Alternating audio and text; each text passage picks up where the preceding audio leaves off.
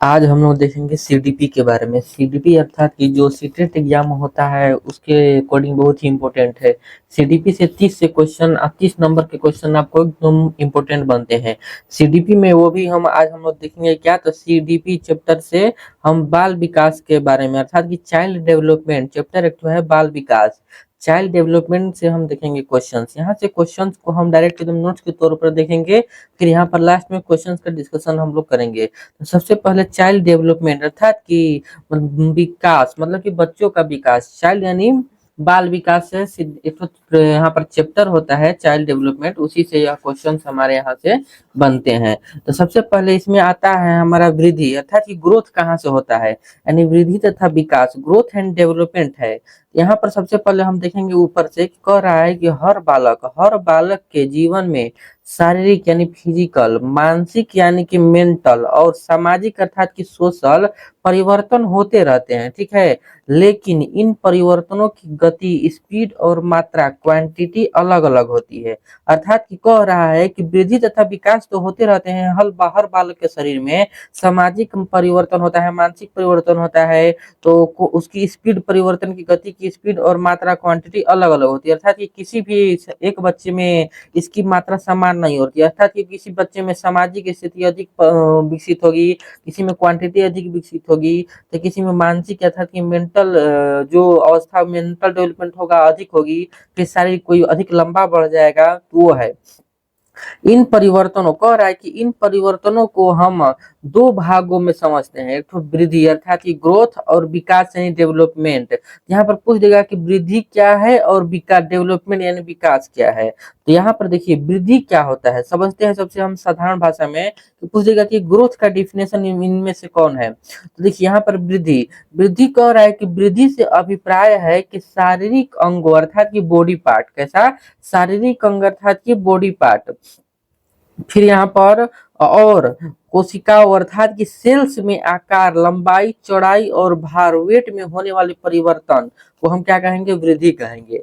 अर्थात कि हमारा कहने का अभिप्राय है इसका कि ग्रोथ यानी वृद्धि कब कब होता है, जब हमारा शारीरिक अंग अर्थात कि बॉडी पार्ट अर्थात कि कोशिकाओं में उसका आकार बढ़ेगा या लंबाई बढ़ेगा या चौड़ाई बढ़ेगा या भार, वेट में परिवर्तन होगा, उसी को हम क्या कहेंगे, वृद्धि कहेंगे, ग्रोथ कहेंगे। अर्थात कि शारीरिक विकास होगा अर्थात कि शरीर के अंगों का विकास होगा, उसे हम क्या कहेंगे, ग्रोथ यानी वृद्धि कहेंगे। अब आइए देख लेते हैं कैरेक्टरिस्टिक ऑफ ग्रोथ अर्थात कि मापी विशेषताएं, ग्रोथ की विशेषता क्या है। ग्रोथ की नंबर 1 विशेषता है कि ग्रोथ को हम माप सकते हैं अर्थात कि उसको मेजरमेंट, उसको हम कर सकते हैं, उसका मेजरमेंट किया जा सकता है। जैसे लंबाई को माप सकते हैं, वजन को नाप सकते हैं, सिर की परिधि, हेड की आदि को हम लोग नाप सकते हैं। तो इसका है कि पहला ग्रोथ का पहला विशेषता है कि इसको हम लोग मापा जा सकता है। और दूसरा कह रहा है कि केवल शारीरिक, ओनली फिजिकल, क्या शारीरिक अवस्था को ही मापा जा सकता है अर्थात कि इसमें सिर्फ शरीर के आकार और अंगों का विस्तार आता है, न कि मानसिक या सामाजिक गुण नहीं आते हैं। क्या कहेगा हमारा ग्रोथ में जो आएगा हमारा मानसिक और सामाजिक गुण नहीं आएगा, जबकि हमारा शरीर का जो विकास होता है, शरीर के अंगों का विकास, वही आता है ग्रोथ के अंतर्गत। अब देखिए परिमाणात्मक अर्थात की क्वांटिटी, इसके इसे अंकों और मापदंडों अर्थात की न्यूमरल वैल्यू में व्यक्त किया जा सकता है, अर्थात कि इसको हम क्वांटिटेटिव के रूप में इसको हम व्यक्त कर सकते हैं। जैसे कि अगर मान लीजिए कि लंबाई हमारी 165 सेंटीमीटर है, तो उसको हम माप कर क्वांटिटी उसका दर्शा सकते हैं, 165 सेंटीमीटर है। हमारा वजन जो है 70 सेंटीमीटर है, 70 केजी है, जिसका हम माप सकते हैं कि 70 केजी है। तो अर्थात कि वही कह रहा है कि इसे अंकों और मापदंडों में व्यक्त किया जा सकता है, एकदम करेक्ट है। फिर कह रहा है सीमित अवधि अर्थात कि लिमिट पीरियड, यदि एक निश्चित आयु तक चलती है, कह रहा है कि एक सीमित अवधि होती है, लिमिट पीरियड होता है इसका, अर्थात कि ग्रोथ का जो ग्रोथ होता है वो 17 से 18 साल तक इसका हाइट बढ़ेगा, और मान लीजिए कि उसका वेट भी बढ़ सकता है, उसका मानसिक विकास हो सकता है। ये सब जो हमारा एक सीमित अवधि होता है, अर्थात कि कह रहा है कि यह निश्चित आयु तक ही चलती है। जैसे हमारा लंबाई जो होता है 18 से 20 वर्ष की आयु तक ही बढ़ता है।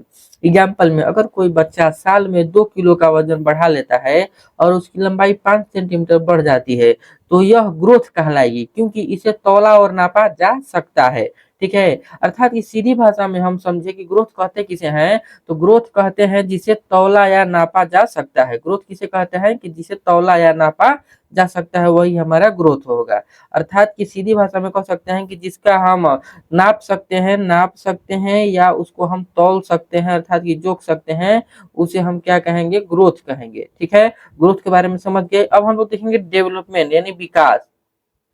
विकास किसे कहते हैं, ठीक है। तो वहां पर देखिए, वहां पर था हमारा शारीरिक अंगों का विकास। यहाँ पर हमारा आ जा रहा है सीधी भाषा में कि विकास केवल बाहरी बदलाव, अर्थात कि जैसे ऊंचाई और वजन ही नहीं, बल्कि यह भीतर के बदलाव जैसे सोच, भावनाएं और व्यक्तित्व को भी शामिल करता है। इसलिए विकास में हमेशा दो तरह के परिवर्तन होते हैं।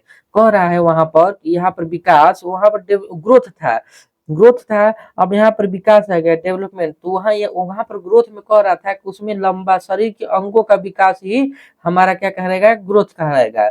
और यहाँ पर कह रहा है विकास में, डेवलपमेंट में, कि विकास केवल बाहरी बदलाव ही नहीं, अर्थात कि बाहरी अंगों का बदलाव ही नहीं, बल्कि हमारे शरीर के अंदर की सोच का बदलाव, भावनाओं का बदलाव और व्यक्तित्व का बदलाव, यह भी परिवर्तन अर्थात कि विकास कहलाता है। जैसे यहाँ पर मात्रात्मक, क्वांटिटी में कह रहे हैं कि यह बदलाव संख्या या माप, मेजरमेंट में दिखाई देते हैं। ठीक है, जैसे ऊंचाई बढ़ना, वजन, वेट बढ़ना, शरीर के अंगों का आकार बदलना। करेक्ट है एकदम। यह जो है कह रहा है कि मात्रात्मक व डेवलपमेंट जो होगा, यह भी बदलाव संख्या या माप में दिखाई देते हैं। अब देखिए, कह रहा है गुणात्मक, अर्थात कि क्वालिटेटिव, क्वालिटेटिव यानी गुणात्मक विकास। कह रहा है कि ये बदलाव व्यक्ति के अंदरूनी गुणों और क्षमताओं में होते हैं, अर्थात कि जो डेवलपमेंट हो, विकास होता है, यह व्यक्ति के अंदरूनी गुण, जो अंदर का उसका गुण है, उसकी क्षमता में विकास होता है। इन्हें मापा नहीं जा सकता है। जो डेवलपमेंट होता है, विकास होता है, उसको मापा नहीं जा सकता है, और ग्रोथ को मापा जा सकता है। ध्यान रखिएगा, पूछ देगा कि ग्रोथ और डेवलपमेंट में अंतर बताइए, तो फंस जाइएगा। ग्रोथ और डेवलपमेंट में अंतर बताने के लिए आपको ध्यान ध्यान देना होगा,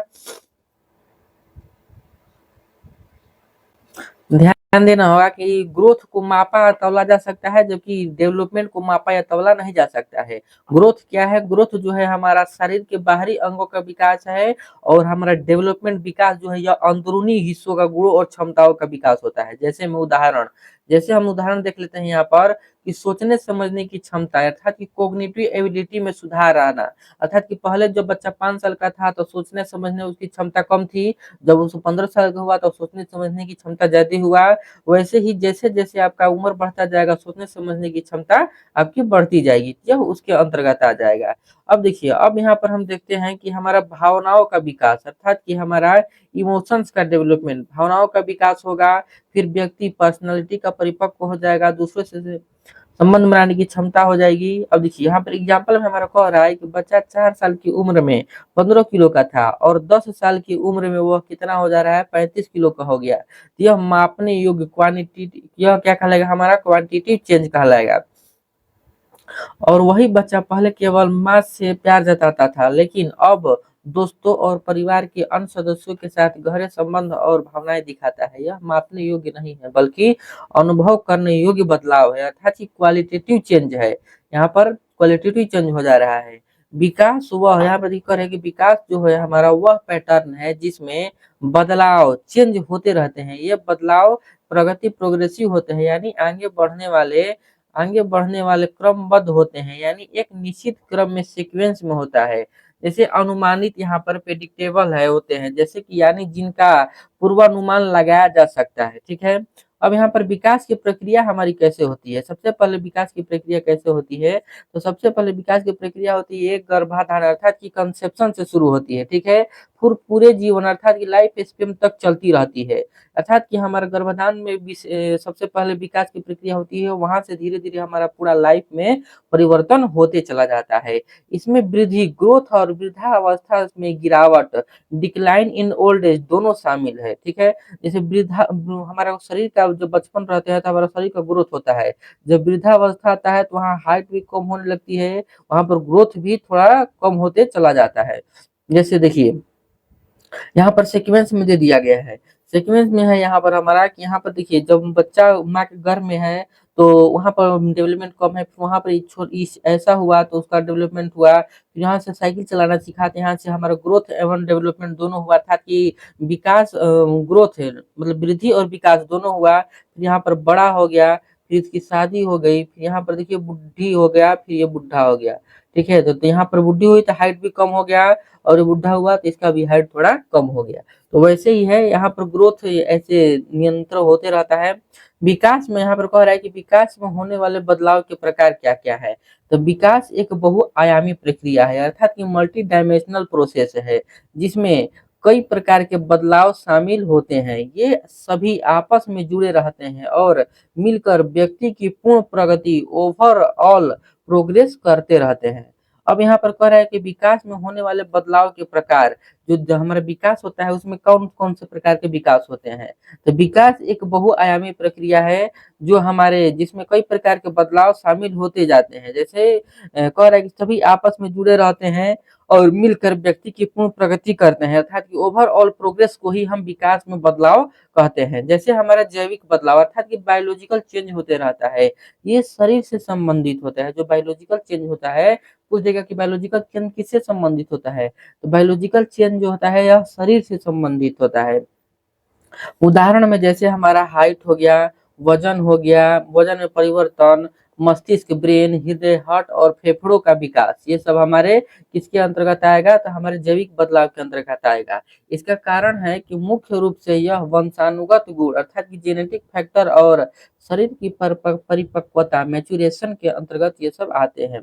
जैसे संज्ञानात्मक बदलाव हमारा है कि कॉग्निटिव चेंज, यह सोचने समझने थिंकिंग एंड अंडरस्टैंडिंग की क्षमता से संबंधित है। इसमें शामिल होते हैं ध्यान केंद्रित करना अर्थात कि अटेंशन करना, ध्यान केंद्रित कर कर आप अटेंशन कर लेंगे, फिर स्मृति मेमोरी शामिल होगी, फिर सीखना लर्निंग शामिल होगा, फिर समस्या समाधान प्रॉब्लम आ गई तो प्रॉब्लम का सोल्व करना हम लोग सीखेंगे, फिर नई अवधारणाओं के साथ अर्थात कि कंसेप्ट को समझने की क्षमता है, कंसेप्ट को समझने की यहाँ पर क्षमता है यहाँ पर। ठीक है, उदाहरण में जैसे बच्चा बोलना सीखता है तो सबसे पहले किशोर जटिल गणित हल करना सीखता है, फिर सबसे पहले जो होता है बोलना सीखता है तो पहले अ आ इ ई ऐसे बोलना सीखता है, फिर धीरे धीरे वो बुक पढ़ने लगता है, फिर वह बुक पढ़ने के बाद वो धीरे धीरे सब भाषा को अपने अंदर अंतर्ग्रहण कर लेता है।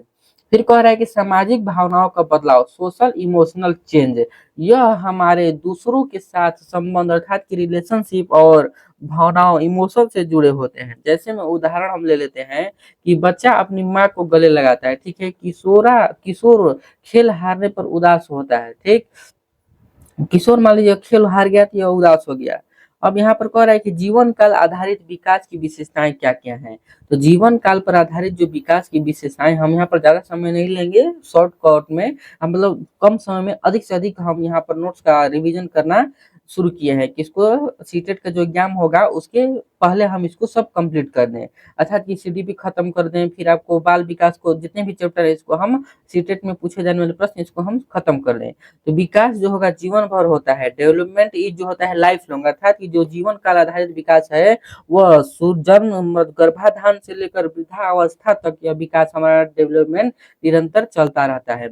विकास जो होता है कहाँ से शुरू होता है, तो गर्भाधान से शुरू होता है, और इसमें सकारात्मक बदलाव पॉजिटिव चेंज भी होते हैं और नकारात्मक बदलाव निगेटिव चेंज दोनों होते रहते हैं। यह प्रक्रिया गतिशील होती है, डायनेमिक होती है, ठीक है, यह रुकती नहीं है। यह विकास जो होता है गतिशील होते डेवलपमेंट होते चला जाता है। उदाहरण में जैसे बचपन में बोलना सीखना और बुढ़ापे में स्मृति कम होना। विकास एकीकृत होता है, डेवलपमेंट इज इंटीग्रेटेड होता है, ठीक। जैविक बायोलॉजिकल संज्ञानात्मक, जैसे बायोलॉजिकल होता है, फिर कॉग्निटिव होता है, फिर सोशियो इमोशनल यानी सामाजिक भावनाओं की प्रक्रिया आपस में जुड़ी होती है। अब उदाहरण में जैसे मस्तिष्क का विकास हो गया बायोलॉजिकल के अंतर्गत, सोचने समझने की क्षमता आ गया कॉग्निटिव के अंतर्गत, रिश्ते और भावनाएं आ गया सोशल इमोशनल के अंतर्गत। ठीक है, अब देखिए अब लोग आगे बढ़ते हैं, कह रहे हैं कि विकास क्या है। तो सबसे पहले पूछेगा ऑप्शन में देगा कि विकास क्या है, ऑप्शन में देगा बहुआयामी प्रक्रिया है या आयामी प्रक्रिया है, तो आपको मार्क कराना है कि वह कैसा है। Development is the multi directional अर्थात कि बहुआयामी प्रक्रिया है, विकास चारों ओर से होते रहता है। विकास रुकता नहीं है, विकास बहुआयामी होता है। किसी आगम के कुछ हिस्से बढ़ते हैं तो कुछ घटते हैं। उदाहरण में जैसे उम्र के साथ अनुभव बढ़ता है, लेकिन शारीरिक गति स्पीड कम होती है, स्पीड कम होती है। विकास लचीला होता है, अर्थात कि प्लास्टिक होता है। पूछिएगा कि विकास कैसा होता है, तो प्लास्टिक होता है, अर्थात कि लचीलापन होता है। मानसिक मानसिक और व्यवहारिक विकास में बदलाव संभव है। लचीलापन अर्थात कि प्लास्टिसिटी पर हर व्यक्ति में अलग अलग होता है, अर्थात कि जो लचीलापन विकास होता है किसी में अधिक होता है, किसी में कम होता है, अर्थात कि हर व्यक्ति में विकास अलग अलग होते रहता है। उदाहरण में जैसे वृद्धावस्था में भी नई भाषा सीखना संभव है। विकास ऐतिहासिक परिस्थिति से प्रभावित होता है, अर्थात कि विकास जो है कैसे प्रभावित होता है, तो सामाजिक आर्थिक राजनीतिक परिस्थितियां विकास को प्रभावित करती हैं। अब यहाँ पर कह रहा है कि आज के युवाओं, स्वतंत्रता संग्राम के समय के युवाओं की सोच कुछ अलग थी और आज के युवाओं की सोच कुछ अलग है। तो यह भी हमारा क्या कहलाएगा, डेवलपमेंट यानी विकास ही कहलाएगा। विकास क्या है, विकास अनुशासनात्मक होती है, विकास बहु अनुशासनात्मक होती है, अर्थात कि मल्टीडिसिप्लिनरी होती है।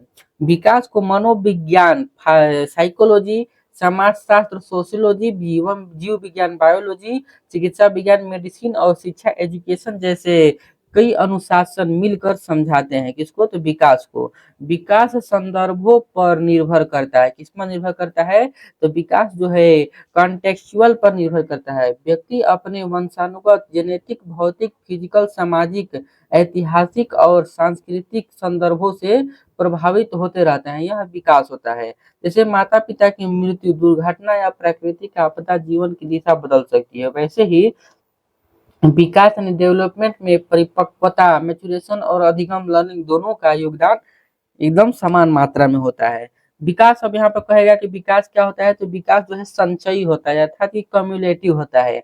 विकास पहले के अनुभवों और सीख पर आधारित होता है। विकास किस पर निर्भर होता है, तो अनुभव और सीख पर जो होगा विकास निर्भर होगा। देखिए जो जो हम अंडरलाइन कर रहे हैं वो बहुत ही इंपॉर्टेंट है, वहां से डायरेक्टली क्वेश्चंस पूछे जाते हैं। अब यहाँ पर उदाहरण में जैसे हम ले लेते हैं कि बचपन में सीखी भाषा, मदर टंग, आगे चलकर पढ़ाई और संचार में मदद करती है, यह भी बहुत इंपॉर्टेंट है।